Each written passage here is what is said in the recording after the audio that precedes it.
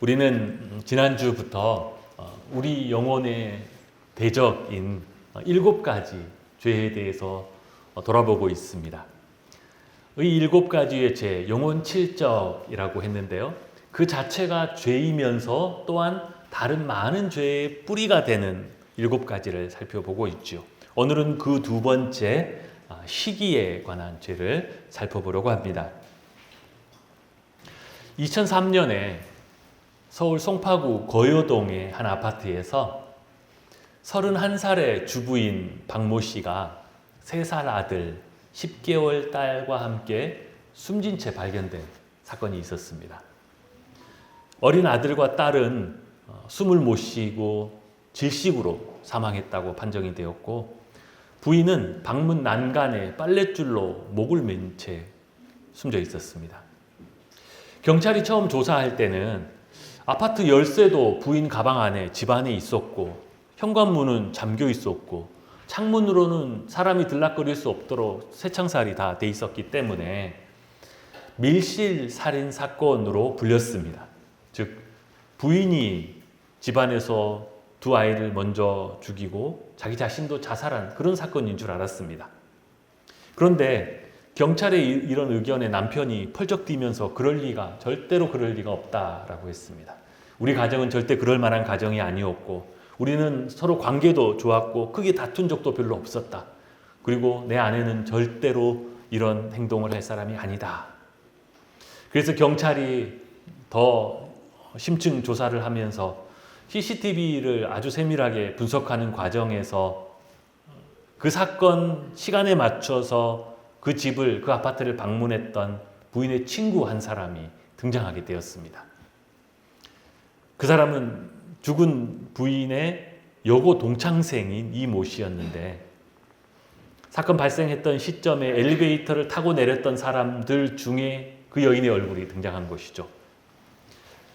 처음에는 경찰이 참고인으로 불러서 정황을 조사했는데, 자꾸 조사를 받으면서 그 여인이 자기 이 옷깃으로 자기 손등과 손을 계속 이렇게 가리는 행동을 몇 차례 반복하는 것을 보면서 왜 그러는지 묻고 억지로 그의 손을 당겨서 보니까 이 빨랫줄에 휘감겨서 난 자국이 선명했습니다.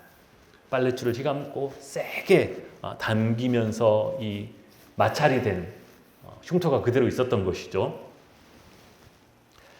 그래서 바로 이 여성의 집을 압수수색을 했는데 그녀의 일기장이 발견이 되었습니다.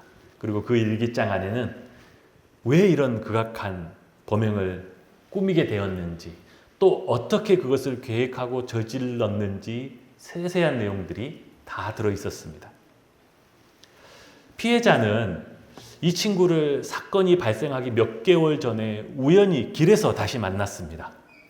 오랜만에 만난 여고 동창생이기 때문에 너무 반가웠고, 그래서 계속 집에 놀러 오라고, 그래서 밥도 같이 먹고 또 이런저런 얘기를 나누면서 더 가까워졌다라고 합니다. 그런데 이 가해자 친구는 자기는 고등학교를 졸업한 이후에도 계속 어렵게 살고 지금도 안정된 직장이 없어서 어려움을 계속 겪고 있는데, 근데 자기 친구를 보니까 좋은 남편의 사랑스러운 두 자녀의 너무 행복한 가정을 꾸리고 있는 거예요. 그리고 자꾸 이것이 비교가 되면서 어느 순간에는 이 친구가 자기를 무시하고 멸시한다라고까지 생각하게 되었습니다. 자기 자신의 삶은 힘들고 비참한데 너무나 행복해 보이는 그 친구를 참기가 너무 힘든 거예요. 결국 시기에 사로잡혀서 이 가정을 파괴하고 행복해 보이는 그 친구의 자리를, 그 남편을 빼앗아 자기가 차지하고자 하는 그런 결심을 하고 범행을 저질렀던 것입니다.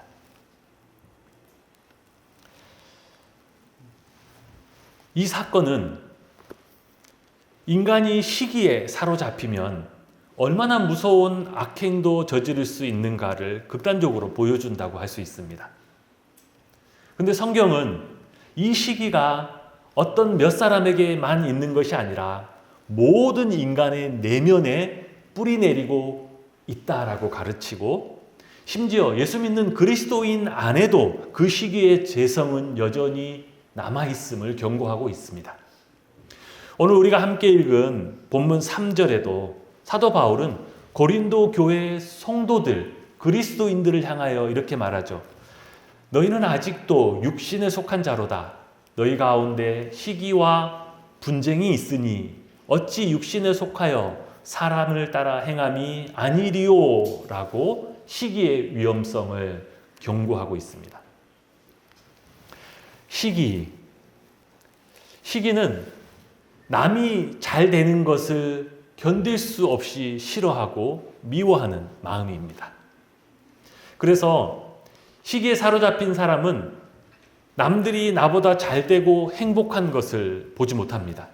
나보다 더 잘 되는 사람을 보면 분노가 치밀고 세상이 뭔가 잘못되었고 부당하다라고 느끼게 되고 그리고 스스로 우울과 슬픔에 빠지기도 합니다. 심지어 누군가 나보다 더 행복한 것을 보느니 차라리 다 같이 불행한 것이 더 낫겠다라고 말하기도 하죠. 유대인의 탈무드에 이러한 시기에 사로잡힌 왜곡되고 파괴적인 사람의 모습을 이렇게 보여주는 한 대목의 이야기가 있습니다. 하루는 천사가 무역을 하는 한 장사꾼에게 나타나서 이렇게 말해 주었습니다. 하나님이 내게 복을 주셨다. 하나님이 너를 축복하신다 라고 하면서 네가 원하는 무엇이든지 말해 보아라. 그러면 하나님께서 그대로 이루어 주시리라. 얼마나 놀랍고 감사하고 복된 소식입니까? 우리도 일평생 그런 순간이 한번 왔으면 좋겠는데. 그런데 그 약속을 하면서 천사가 마지막에 덧붙인 한마디가 있었습니다. 그게 무엇이었냐면 단 너와 경쟁 관계에 있는 너의 그 친구는 내가 받는 복의 2배를 받게 될 것이다. 친구를 시기하던 그 사람이 하나님께 아뢰게 된 소원은 무엇이었을까요? 며칠이고 생각을 거듭했습니다. 무엇을 구할까? 무엇을 하나님께 해달라고 복을 구할까? 그런데 시간이 지날수록 하나님이 주신 그 복의 약속에 대한 기쁨과 감사가 커지는 것이 아니라 기쁨과 감사는 갈수록 사그라들고 그의 마음속에 시기가 점점 더 커졌습니다. 나중에는 자기에게 주실 하나님의 그 복에 대한 기쁨보다 나보다 2배를 받게 된 그 친구를 생각하니 견딜 수가 없었어요. 그러다가 한순간 무엇을 구해야 할지 깨닫게 되었습니다. 그거 좋네. 그래, 그게 좋겠어. 그리고 그 천사에게 자기의 소원을 말해 주었습니다. 나의 한쪽 눈을 뽑아 주십시오. 그러면 내 친구는 2 눈을 뽑히게 될 것이니.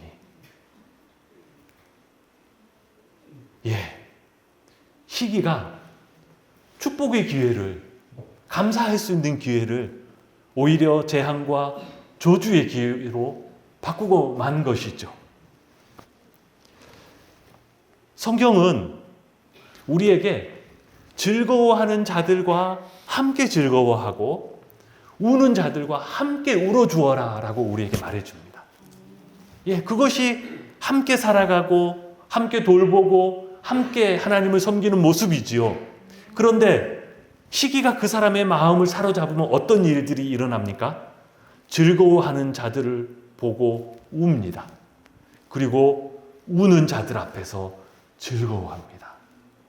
여러분, 이 얼마나 시기가 심각한 우리의 영혼을 심각하게 병들게 하고 또 하나님 보시기에 얼마나 악한 열매를 맺게 하는지 알 수 있지요. 시기는 보잘것없는 평범한 사람들에게만 있는 것이 아니에요. 오히려 그럴 것 같지 않은 사람들, 더 고상한 사람들, 소위 말하는 지식인들, 소위 말하는 한자리 하고 있다라는 정치인들, 심지어 거룩하다라는 종교인들도 예외가 아닙니다. 좀 높고 고상하고 잘 나간다고 하는 사람들 사이에서 오히려 이 시기의 문제는 더 심각하고 더 적나라하게 드러나는 경우가 많습니다. 또한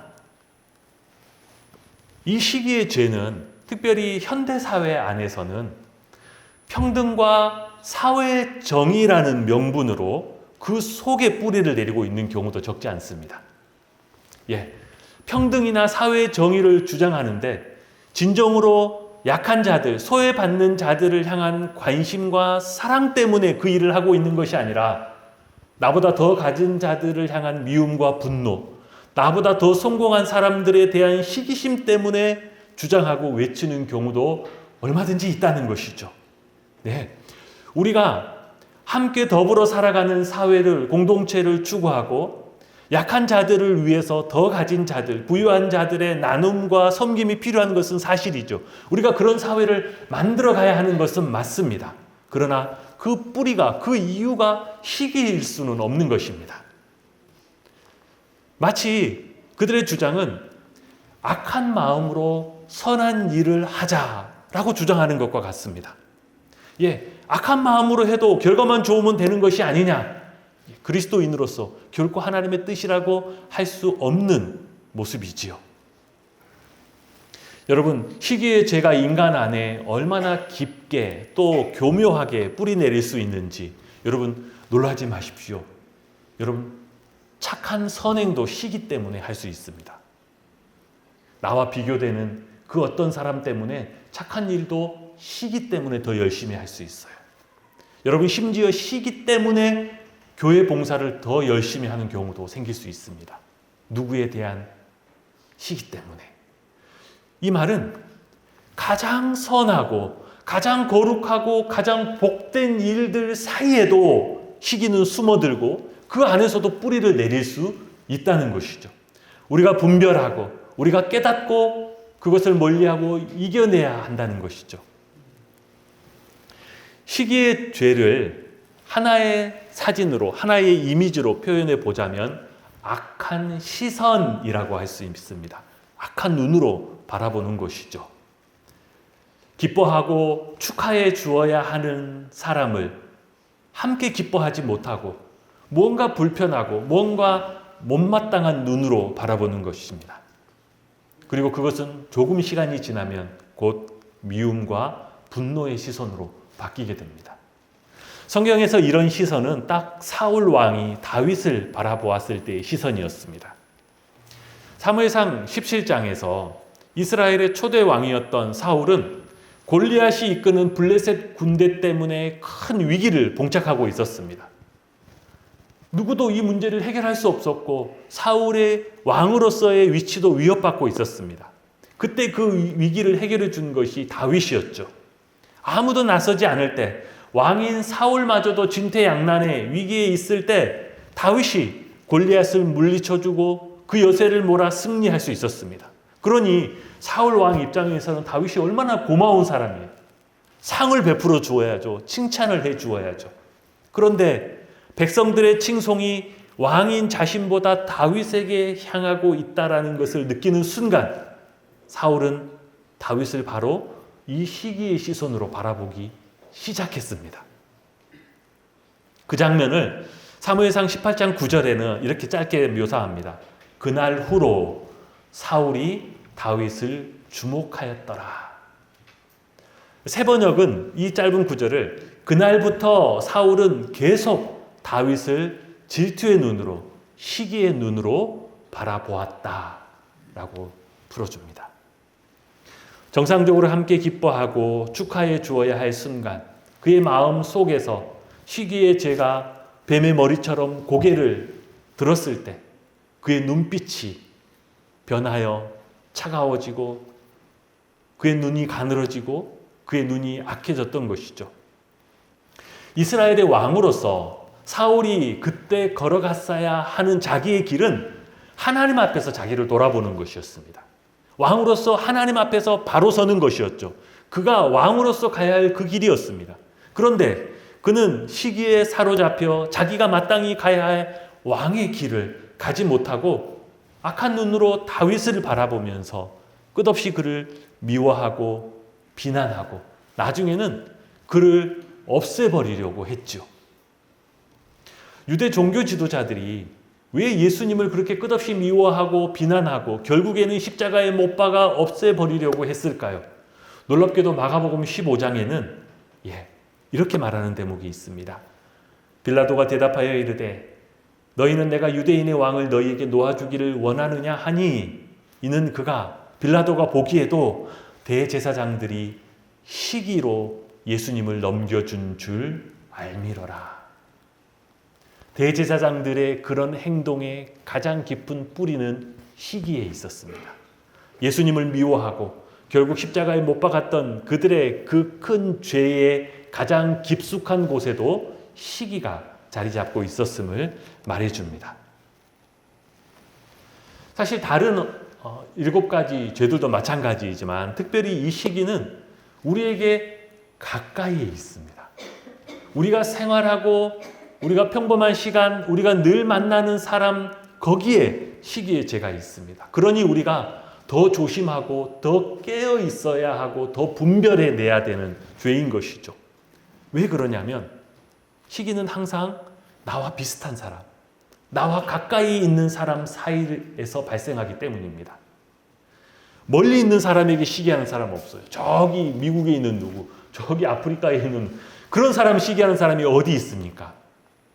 내 옆에 있는, 나와 비슷한, 나와 경쟁 관계에 있는 그 사람 사이에서 일어나죠. 남자를 시기하는 여자는 없습니다. 여자를 시기하는 남자도 거의 없지요. 직원을 시기하는 사장도 없습니다. 사장을 시기하는 직원도 없어요. 그러나 옆에 나와 가장 가까이 늘 함께 있는 그 사람 사이에서 이 시기가 들고 일어나기 때문입니다. 참 비극이지요. 나와 가깝고 나와 비슷하고 그렇다면 누구보다 나를 가장 잘 이해해 줄 수 있는 사람이잖아요. 나를 가장 옆에서 도와줄 수 있는 사람이고 나에게 서로 도움을 주고받아야 하는 사람인데 그 사람과의 관계 속에서 이 시기가 틈을 파고 들어온다는 것입니다. 또한 이 시기는 우리에게 어떤 것을 깨닫게 해주는가 하면 내 마음 깊숙이에서 내가 바라고 소원하는 것이 무엇인지를 보게 해줍니다. 즉, 내 안 가장 깊숙한 곳에 있는 나의 우상을 발견하게 해줍니다. 우리가 때로 이런 시기와 질투의 마음에 사로잡혀 있을 때 내가 왜 이런 생각을 하지? 내가 왜 이런 마음을 먹게 되었지? 왜일까? 라고 그것의 깊은 것들을 성찰해 보면 어떤 것을 깨닫습니까? 내가 가장 원하고 내가 가장 바라는 것, 그러나 나는 갖고 있지 못하는 것을 그가 갖고 있기 때문입니다. 그러니 그 시기를 잘 들여다보면 내가 가장 원하는 것이 무엇인지, 내가 그토록 붙들고 소유하기를 원하는 것이 무엇인지가 드러나게 되죠. 그것은 돈일 수도 있고 외모일 수도 있고 그 사람의 배경과 또는 그 사람이 세상으로부터 받는 인기와 찬사일 수도 있습니다. 우리가 드러내지 않고 때로는 나도 그것을 잘 깨닫지 못하고 있지만 내가 진정 원하고 소원하는 것이 무엇인지가 드러납니다. 사도 바울은 믿는 그리스도인들, 오늘 고린도 교회 성도들의 시기와 분쟁을 지적하면서 그들이 아직 육신에 속한 자, 영적인 어린아이와 같다라고 반복해서 언급하고 있습니다. 형제들아, 내가 신령한 자들을 대함과 같이 너희에게 말할 수 없어서 육신에 속한 자, 곧 그리스도 안에서 어린아이를 대함과 같이 하노라. 내가 너희를 젖으로 먹이고 밥으로 아니하노니 이는 너희가 감당하지 못하리라. 그들에게 너희가 아직도 영적인 어린아이와 같다라고 하는 이 뜻은 사실 너희가 그리스도의 은혜 안에서 이미 이런 죄의 문제들을 극복하고 그 너머 더 깊은 하나님의 은혜와 영적인 성장으로 나아갔어야 하는데 너희의 영적인 성장이 너무 오랫동안 지체되고 있다는 것입니다.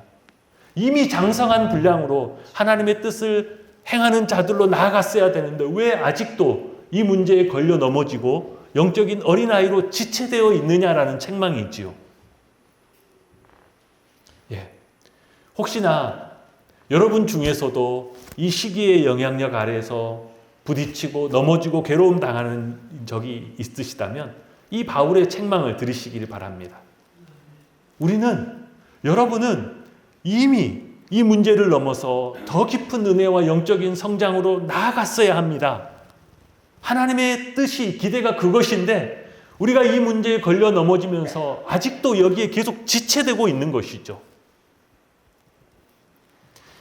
이 시기에 해악과 피해가 얼마나 크고 깊은지 잠언 14장 30절에는 평온한 마음은 육신의 생명이나 시기는 뼈를 썩게 하느니라.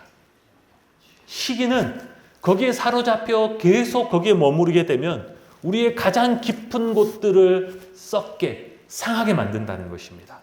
우리의 가장 깊은 곳, 우리의 뼈와 같은 곳, 우리의 영혼을 병들게 하고 하나님의 은혜 안에서 마땅히 이루어 가야 할 우리의 경건과 영적인 성장을 무너뜨리고 파탄냅니다. 세상 사람들은 이 시기의 문제를 단순히 인간관계의 스트레스나 또는 갈등의 문제로 별거 아닌 것처럼 취급할 수 있는지도 모르겠습니다. 그러나 우리 그리스도인은 그렇지 않습니다. 이것은 단순히 스트레스나 인간관계의 문제를 넘어서 영적인 문제이고 하나님 앞에서 내가 어떤 모습으로 서 있느냐, 하나님께서 내게 복으로 주신 사람들과 어떤 삶을 살아가고 있느냐의 문제입니다. 시기에 사로잡히면 특별히 우리 그리스도인들에게 어떤 일들이 일어납니까? 예배의 감격이 없어집니다.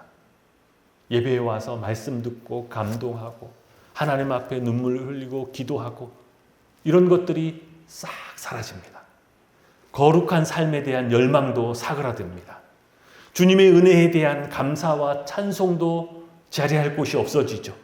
시기에 사로잡히면 우리의 기도가 안 됩니다. 여러분 마음은 시기에 사로잡혀 있는데 막 불받아서 기도한 사람 여러분 있겠습니까? 시기에 사로잡히면 우리의 기도가 막히고 기도가 상달되지 못하고 응답도 없어집니다.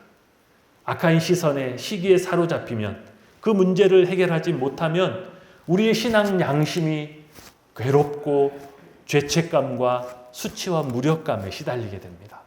하나님 앞에서 내가 하나님의 뜻이 무엇인지 알고 있음에도 불구하고 내가 이것밖에 되지 않고 내가 여기에서 또 이런 모습이라는 것에 대해서 스스로 괴롭고 무너지게 되죠. 그렇다면 우리는 이 시기의 죄를 어떻게 이겨나가고 극복해낼 수 있을까요? 첫 번째는 우리가 신앙에 있어서 개인전을 하고 있는 것이 아니라 단체전을 하고 있는 한 하나님의 자녀인 것을 기억할 필요가 있습니다. 우리는 그리스도인으로서 각각 따로따로 개인전을 하고 있는 것이 아닙니다. 우리는 같은 한 팀으로 신앙생활을 하고 있는 거예요. 여러분 100m 달리기를 각자 달린다라면 옆에 있는 사람과 경쟁해야 되죠. 나보다 더 잘 뛰고 능력 있는 사람에게 질투하고 시기할 수도 있겠죠. 그런데 여러분 400m 달리기를 100m씩 달리는 궤주를 하고 있다라면 이어 달리기를 하고 있다라면 어떨까요? 같은 팀에 있는 누군가가 나보다 잘 뛰면 막 그게 견디기 어렵고 막 미워하고 분노하게 될까요? 응원을 하겠죠. 내가 조금 못 뛰어도 내 뒤에 있는 사람이 나보다 더 잘 뛰어주면 얼마나 좋은 일이에요. 목이 터져라 응원을 하겠죠. 내가 조금 못 뛰어도 그 사람 때문에 나도 금메달을 받을 건데요. 얼마나 기쁜 일이겠습니까? 우리는 한 팀인 것을 기억해야 합니다. 그리스도 안에서 모두가 한 하나님의 나라를 위해서 달려가고 한 하나님을 섬기는 것을 기억할 필요가 있습니다. 또한 우리는 한 하나님을 섬기는 그 하나님의 자녀들입니다.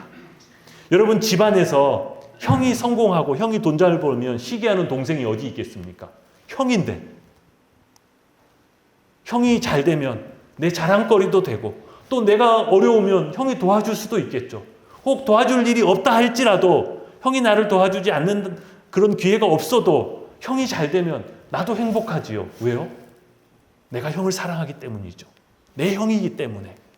우리가 한 하나님의 자녀인 것을 기억하고 한 하나님의 관점에서 보면 한 사람 한 사람이 그리스도 안에서 형통하고 은혜 받고 잘 되는 것은 우리가 함께 기뻐하고 우리가 함께 행복해야 될 일인 것을 기억할 필요가 있습니다. 두 번째는 하나님의 선하심을 믿고 감사하라는 것입니다. 우리는 같은 공동체의 지체이고 한 하나님의 자녀이지만 또 각 사람이 다 다른 인생의 길을 걷고 있습니다. 그 누구도 똑같지 않죠. 태어난 환경도 다르고 부모도 다르고 지금 가지고 있는 소유도 다르고 앞으로 걸어가게 될 길도 다 다릅니다. 그런데 그 다르다는 것이 원망과 불평의 이유가 돼버리면 우리는 그때부터 비교와 시기의 문제를 극복할 수가 없습니다. 다 다릅니다. 누구도 고난과 역경이 없는 사람이 없고 그 누구도 하나님께로부터 받은 복이 없는 사람도 없습니다. 다만 그것을 선하신 하나님의 은혜로 받아들이고 믿고 감사하느냐 그렇지 못하느냐는 큰 결과의 차이를 만들어내게 됩니다.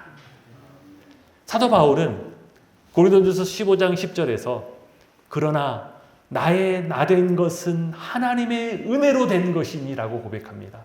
나의 나 된 것은 오로지 주의 은혜라. 주의 은혜로 하나님께서 내게 주신 것이다 라고 그 선하신 하나님의 은혜를 믿고 감사하게 되는 것이죠.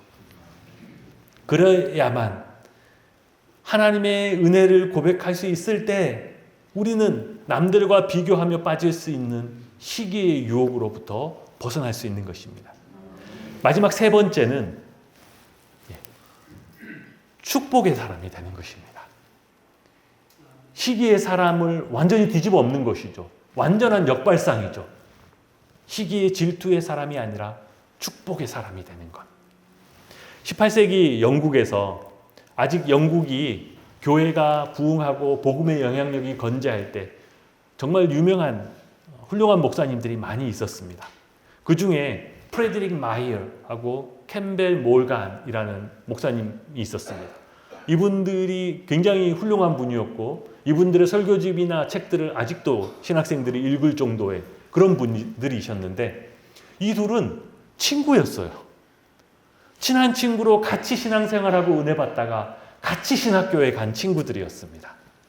공부를 마치고 나서 마이어 목사님은 영국에서 한 작은 교회 부임의 목회를 시작했고 친구 몰간은 선교사로 나가게 되었습니다. 근데 시간이 조금 지나고 나니까 마이어 목사님은 처음부터 했던 그 작은 교회 목회를 계속 성실하게 잘하고 있는데 선교로 나갔던 몰간 목사님이 그 당시 런던에서 큰 교회였던 웨스터민스터 교회 담임 목사로 부임을 하게 됐습니다. 부임을 하고 설교를 하는데 설교를 얼마나 잘하고 교회가 얼마나 분위기가 좋고 부흥하는지 옆에서 지켜보던 마이어 목사님이 견딜 수가 없는 거예요. 친구와 자기가 비교가 되면서 시기가 자기 안에 고개를 들고 일어나는 것을 발견하게 된 것입니다. 목사인 이 마이어에게 그것 자체가 너무 큰 고통이었어요. 그 친구를 보고 있자니 견디기가 너무 힘들고 목사인 자기 안에 그 시기가 자기를 쥐어 흔든다는 것을 깨닫게 될 때마다 또 너무 괴로운 것입니다. 그래서 하나님 앞에 기도했습니다. 하나님, 내 안에 있는 이 시기의 문제를 하나님 극복하게 해주옵소서. 하나님, 내 안에 있는 이 시기 질투를 하나님 거두어 주십시오 라고 간절히 기도하고 기도했는데 목사인 그분에게도 이 시기의 문제가 결코 쉬운 것이 아니었습니다. 그런데 어느 순간 하나님께서 그 마음에 감동을 주시고 말씀하시기로 마이어야, 시기와 질투를 없애달라고 기도할 것이 아니라 내 친구와 그의 교회를 위하여 축복하고 기도하라. 이런 마음을 주셨습니다. 그래서 그때부터는 시기와 질투를 없애달라고 기도하는 것들 밀어놓고 자기 친구인 몰간과 그의 교회를 위해서 축복하면서 기도했습니다. 하나님 아버지, 내 친구 그리고 그의 교회에 복을 주옵소서. 처음에는 잘 되지 않았습니다. 처음에는 입술은 열렸지만 마음은 열리지 않았어요. 그런데 계속 기도할수록 그의 입술과 그의 마음이 열리고 정말 진심으로 그 친구와 그 친구의 교회를 축복하면서 기도할 수 있게 되었습니다. 여러분, 히브리서 7장 7절에 이런 구절이 있습니다. 논란의 여지 없이 패일언하고 낮은 자가 높은 자에게 축복을 받느니라. 패일언하고 복을 비는 자와 복을 받는 자, 누가 크다는 거예요? 복을 빌어주는 자가 큰 것입니다. 우리가 시기의 문제를 대면해서 우리가 입술을 열고 우리의 마음을 열어서 그를 진정으로 축복할 수 있다라면 그 축복을 빌어주는 그것 자체가 우리를 그보다 더 큰 사람으로 우리를 세워내는 것입니다. 축복하며 기도하는 순간 그 기도하는 사람이 하나님 앞에서 더 큰 자가 되는 것입니다. 그것이 영적인 원리예요. 반대로 시기에 사로잡혀 있으면 계속 위축되고 무너지고 결국 악으로 열매 맺을 수밖에 없게 되는 것이죠. 우리가 우리의 입술을 열어 우리의 마음을 열어 진정으로 축복하며 기도할 수 있는 사람 되기를 주님의 이름으로 축복합니다. 우리는 시기와 질투에 빠져서 괴로워하고 힘들어해야 하는 그런 사람들이 아닙니다. 우리는 더 깊은 은혜와 영적인 성장으로 이미 나아갔어야 하는 사람들이고 또 지금도 나아가고 있는 사람들입니다. 우리는 하나님의 뜻 안에서 내 주변에 하나님이 은혜로 주신 사람들을 위해서 진정으로 축복하고 그들을 더 복되게 하고 그들을 복되게 함으로 나 자신도 하나님 앞에 더 큰 사람으로 세워낼 수 있는 복된 하나님의 사람들 다 되시기를 축복합니다. 이 시간